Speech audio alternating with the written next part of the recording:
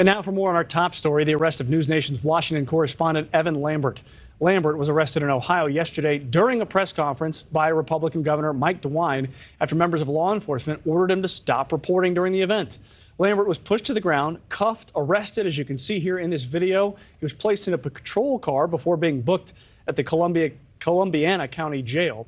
He was charged with criminal trespass and disorderly conduct before being released late last night. And for more on this, we're joined now by NewsNation contributor Colby Hall. He's also the founding editor of Mediaite.com. Good morning, Colby, and thank you for joining us. Good morning. Thanks for having me. I have been saying this morning that I have seen reporters arrested, especially during protest situations. I have not seen a reporter arrested during a media briefing where that reporter was invited to be. Absolutely right. You hear this a lot, that this is an outrageous story, and not least of which Americans should be outraged by this. This is crazy.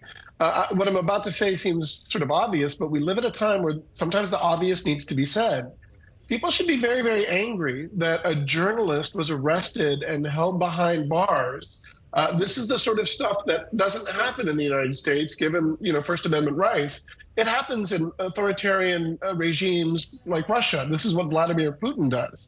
Evan Lambert is a consummate professional, and what he did was he was doing his job. I can understand if he needed to end his live hit early, but to take him down and to cuff him and to put him in jail, even at all, I understand that he got out relatively early.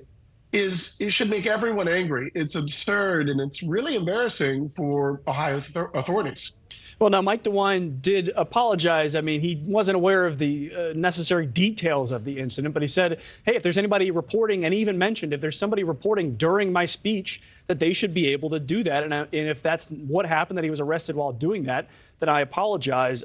His office also said that he was instrumental in getting Evan out of jail last night as opposed to this morning. But what should happen now? What is the next step here, and what should be happening in Ohio as we look through exactly what happened here? Well, I mean, first of all, good on Mike DeWine for saying these things, and he's a reasonable, sort of moderate, politician. He said the right things. I wish that he would have worked with a little bit more alacrity. I've never spent time in jail, but I would say that like 1 hour feels like a really long time.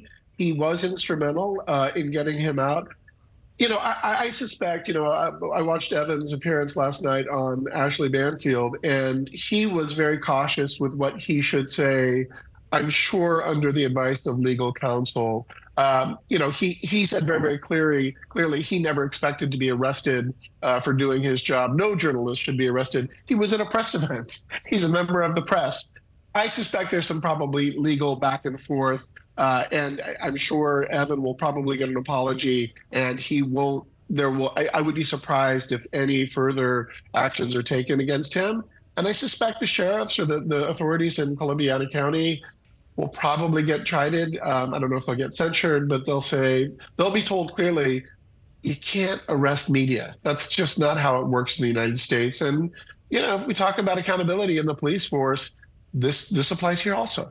Certainly. We're doing a lot of reporting on accountability, especially as it relates to Tyree Nichols. This is a very different situation, but accountability is important. You can't compare the two. However, there is a culture where, police can't just arrest journalists doing journalism. And I think this is a lesson that they will learn the hard way.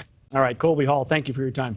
Thank you for watching. Go to newsnationnow.com to find News Nation on your television provider. And don't forget to click the red subscribe button below to get more of News Nation's fact-driven, unbiased coverage.